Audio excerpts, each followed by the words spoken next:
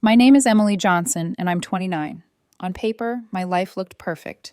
I had a marketing career I loved, a cozy apartment downtown, and a boyfriend, Ethan Carter, who most people would call ambitious, charming, and dependable. 5 years together, and we'd built routines that felt comforting. Saturday mornings at the farmer's market, quiet dinners, small gestures like leaving notes in each other's jackets. But perfection has cracks you don't notice until the light hits them just right. Ethan had always been attentive at first, but over the past year, I started noticing patterns, little things that whispered doubt. During dinners, he'd constantly check his phone. At the movies, he'd chuckle at texts he wouldn't show me. Even when we were in bed, his thumb would scroll faster than my heart could keep up. At first, I brushed it off. I didn't want to be the controlling girlfriend, the one obsessing over every ping or notification. But it became impossible to ignore. One evening in early March, I finally asked him directly. I had cooked dinner, poured wine, and set the table, trying to create a quiet, intimate moment. He'd been texting for 20 minutes straight. "Ethan, who are you texting?" I asked, my voice calm but my stomach twisting. He didn't look up. "Does it matter?" "Yes, actually it does. We're supposed to be spending time together." He finally glanced at me with an expression that burned into my memory. Part annoyance, part amusement. Like I'd asked a child a ridiculous question. "They're just friends, Emily. We talk. It's not a big deal," he said dismissively. "Friends? You're texting at 11 at night while we're together. That seems excessive." He rolled his eyes. "We're not married. Why would I stop texting other people? I had a life before you, and I still have one now. Chill out with this jealousy thing. It's not attractive." I felt a cold clarity wash over me. That's when I realized the truth. I wasn't his priority. "Okay," I said finally, my voice quieter than I expected. "We're not married. Do whatever you want." He smiled, satisfied with his victory, and went back to his phone. The rest of the evening passed in silence. By the time he left at midnight, he barely gave me a distracted kiss. I sat on the couch, staring at the empty wine glass, feeling both relief and a sinking emptiness. Family gatherings had always been a mix of chaos and warmth. Ethan's Italian family was loud, affectionate, and impossibly intertwined. Cousins, aunts, uncles, the kind of crowd where everyone knows your business before you do. One of those cousins was Marco, 26, who had just moved back to the city after a few years in Boston. He worked in marketing, too, and I'd met him once or twice at family events. Brief conversations, small laughs, nothing deep. But something about him lingered. He seemed present, attentive, the kind of person who actually listened when you spoke. I added him on Instagram the next day. He accepted within an hour, and we started messaging casually, at first about work, then life in the city, then our favorite restaurants and podcasts. The conversations were effortless, a stark contrast to my life with Ethan. He responded quickly, asked questions, laughed at my jokes, and seemed genuinely interested. I wasn't seeking revenge or even romance at first. I just craved someone who saw me. And Marco, he did. 2 weeks later, we met for coffee near his office. He smiled when he saw me, warm and calm, the kind of smile that makes you feel like the world is slightly lighter. We talked for hours, then dinner followed, then a walk through the farmer's market on a sunny Saturday. He remembered the little things, the exact way I liked my coffee, the kind of bread I always bought. I had never felt so noticed. Meanwhile, Ethan remained distant, distracted, unavailable. Our interactions became mechanical, texting, scrolling, coexisting in the same apartment without connecting. The contrast with Marco's care was glaring, undeniable. The foreshadowing was subtle, but every time Marco laughed at my stories, or held the door open, or sent a text asking how my day went, a seed planted itself in my heart. It wasn't just comfort, it was clarity. He was showing me what I deserved, piece by piece. I was beginning to understand something fundamental. Love isn't just routine, or comfort, or proximity. Love is being seen, being heard, and being treated as if you matter. And for the first time in months, I felt that I did. The days that followed felt like walking through fog.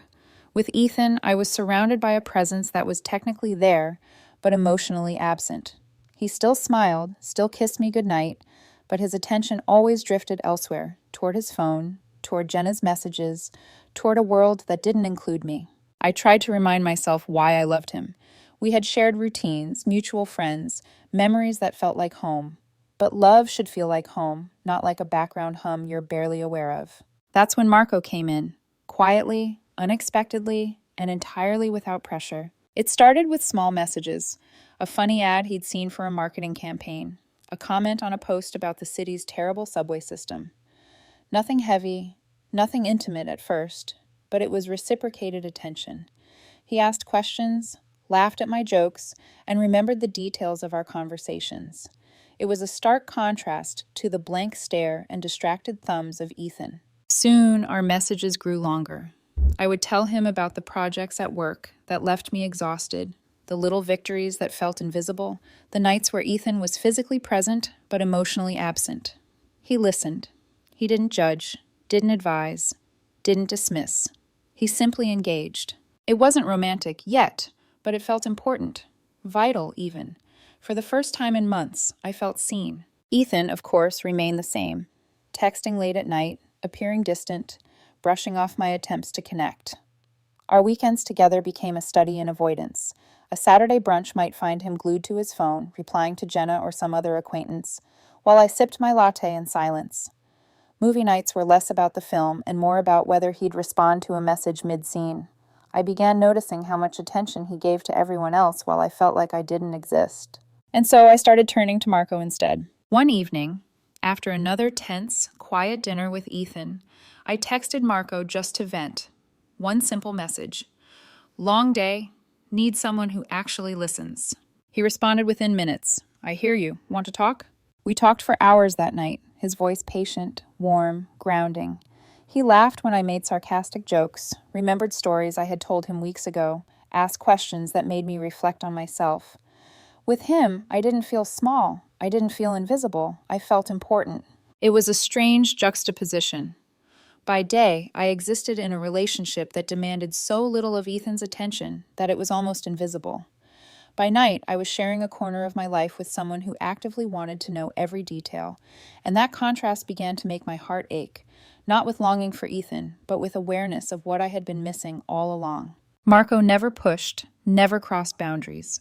We met for coffee again one week, then dinner, then walks through quiet streets as the city lights blurred. In the distance, the comfort between us was immediate, natural. He laughed easily, held my hand briefly in a way that felt safe and right, and listened when I spoke without checking his phone once. I found myself thinking about him constantly, not just the way he treated me, but the way he made me feel, noticed, appreciated, alive. Ethan's neglect had been a silent thief, slowly draining the joy from our relationship. Marco's attention was a revelation, shining light on the emptiness I hadn't fully acknowledged until it was illuminated. And every time I noticed the difference, a small spark of guilt mixed with exhilaration. I shouldn't feel this way about someone else, but at the same time, maybe I finally needed to. As spring unfurled, Marco and I spoke every day. Texts, calls, random observations about our lives. Nothing physical yet, no rushed kisses, no impulsive embraces, but a deep, growing emotional intimacy that made my heart pound and my chest ache with clarity. I began to realize the truth. Love isn't about habit or proximity. Love is about presence, and Ethan wasn't present. Marco was. Sunday afternoons at Ethan's family house were always loud, chaotic, and impossibly warm. A sprawling Italian spread, 20-plus relatives, arguments over politics, jokes that ran too long, and hugs that nearly crushed you. For years, I'd thought I fit in, that I belonged. This Sunday, I realized how alone I actually felt. Ethan barely looked at me once I arrived. He was glued to his phone, smiling at messages I knew weren't meant for me. Jenna's name flashed across the screen a few times, subtle but unmistakable. I took a deep breath and forced myself to focus on the chaos around me. Then Marco arrived. Our eyes met across the crowded room, and I felt a flutter in my chest I hadn't allowed myself to acknowledge before. He walked over, smiling gently, and touched my arm in a brief, grounding way. "Hey, stranger," he whispered. "You look great." "So do you," I replied, my voice just above a whisper. The contrast was immediate. Ethan barely acknowledged me, while Marco made me feel seen. Dinner was a blur of pasta, laughter, and overlapping conversations. Ethan sat across the table, his phone a constant presence, while I found myself leaning toward Marco, sharing small jokes about his uncle's terrible jokes and my grandmother's insistence that everyone was too skinny. He laughed, listened, and made me feel like I actually mattered. At one point, he handed me a glass of wine, and our fingers brushed lightly. It felt natural. Easy. Right. My chest tightened in a way that was confusing, exhilarating, and terrifying all at once. Ethan noticed. I could feel his gaze from across the room, sharp and suspicious. "Where were you?" he asked later, as if I owed him an answer. "Took a walk," I replied calmly. My eyes flicked to Marco, who smiled softly, calm and reassuring. "Are you kidding me right now, Emily?" Ethan's voice was tight, controlled, but edged with anger. Marco stepped forward, gentle but firm. "Ethan, relax. We were just talking, getting some air." "Talking?" Ethan's voice rose. "You two were holding hands. I saw you from the window. That's inappropriate." I felt a strange mixture of fear and relief. Fear, because confrontation always carried the potential for chaos. Relief, because I finally had someone on my side. "Ethan," I said steadily, "you told me we're not married. You told me I don't get to tell you who you can text or see. You said I was being jealous and paranoid. So why do you care if I spend a few minutes talking to Marco?" His face shifted from red to a purplish hue, disbelief and fury battling for dominance. Marco didn't flinch. He stayed calm, steady, the kind of presence that made me feel rooted, even as my world spun around me. "You said that to me?" Marco asked quietly, voice even. Ethan opened his mouth, stammered, but found no words strong enough to justify his neglect. I realized in that moment something I hadn't fully acknowledged. I didn't need Ethan to validate me anymore. I didn't need his permission to be seen or appreciated, and the person who truly cared, who truly listened, was standing beside me. Dinner ended in chaos, as these family confrontations often do. People whispered, gossiped, some outside, some lingering, uncertain what they'd just witnessed. I felt lighter than I had in months, a mixture of adrenaline and relief buzzing through me.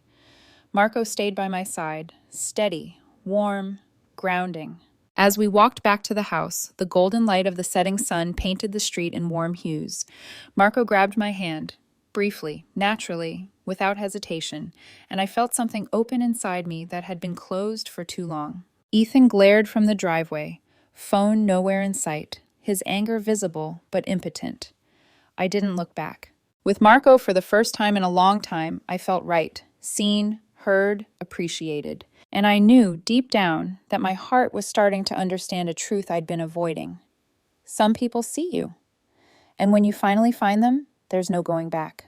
The morning after that family dinner, I woke up with a strange sense of calm. The confrontation had left a residue of tension in the air, but for the first time in months, I wasn't anxious. I wasn't second-guessing. I wasn't invisible. I existed. And that was enough to know change had to happen. Ethan tried to reach me, of course. Texts, calls, frantic and defensive. But the words that had been my anchor, the ones he used to justify his neglect, echoed louder than his apologies. "We're not married. You're being paranoid. Chill out." I read one of his texts, then another, and simply let them sit on the screen, unread, unanswered. It wasn't cruelty. It wasn't spite. It was clarity. By the afternoon, I had made my decision. I blocked his number. I deleted his messages.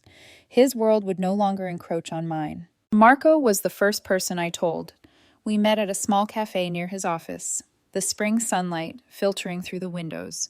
He listened quietly, letting me explain the buildup, the neglect, the constant distractions, the invisible weight of a relationship that had become a cage. "You deserve so much better than that," he said softly, eyes steady on mine.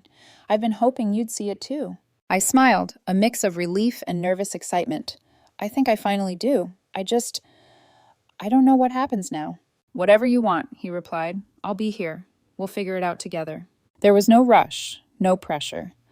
Just the comfort of being seen, of being valued, of being treated like I mattered. Ethan didn't take the breakup well. He showed up at my apartment 2 days later, pleading, crying, begging for another chance. He promised to change, to delete numbers, to be better. But I saw through it. I realized he hadn't loved me. He loved the idea of me being there whenever he wanted attention, whenever it was convenient. I'm done, Ethan, I said firmly, my voice steady. I'm not your option anymore. You don't get to decide when I matter and when I don't. He screamed, insulted, called me names, threatened, bargained, even tried to manipulate, but I held firm. For the first time, I wasn't swayed by fear, guilt, or history. I was anchored in truth. Marco stayed close during it all, not pushing, not judging, just being a presence I could rely on. We spent the afternoons walking through the city, talking about everything and nothing. We laughed at the absurdities of life, shared stories from childhood, and confided in each other about our fears and dreams. It was slower, gentler, and far more profound than anything I'd known with Ethan. Every shared look, every subtle touch, every conversation that lasted late into the night deepened a bond that felt inevitable, like it had been waiting for the right time to fully bloom. For the first time in years, I felt safe, seen, loved, not in grand gestures, but in the quiet, consistent attention that told me I mattered. And slowly, inevitably, the tension in my chest began to ease. The anger, the sadness, the confusion, they didn't disappear overnight, but they no longer defined me.